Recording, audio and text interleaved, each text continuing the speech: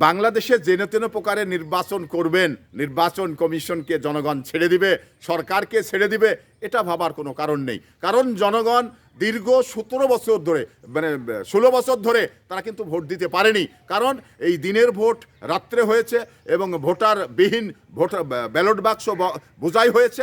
তো এই নাটক এবারের বাংলার মানুষ দেখবে না। বাংলার মানুষ স্বচ্ছতার মধ্য দিয়ে তার পছন্দের প্রার্থীকে ভোট দিতে চায়। এই ভোট দেওয়া থেকে যারা প্রতিবন্ধকতা সৃষ্টি করবে তাদের মানে এই বাংলাদেশে থাকতে পারবে কিনা এটা সন্দেহ রয়েছে। তো আমি নির্বাচন কমিশন, আইন প্রয়োগকারী সংস্থা তারা সোচ্চার হয়ে এই নির্বাচনটাকে মানে একটি টার্নিং পয়েন্ট হিসাবে নির্বাচন কমিশন নেবেন এবং প্রশাসন নেবেন। তো এখানে এই নির্বাচনটা কিন্তু জরুরি। এই গণ অভ্যুত্থান যদি না হতো তাহলে নির্বাচনটা এত মানে অর্থবহ হতো না।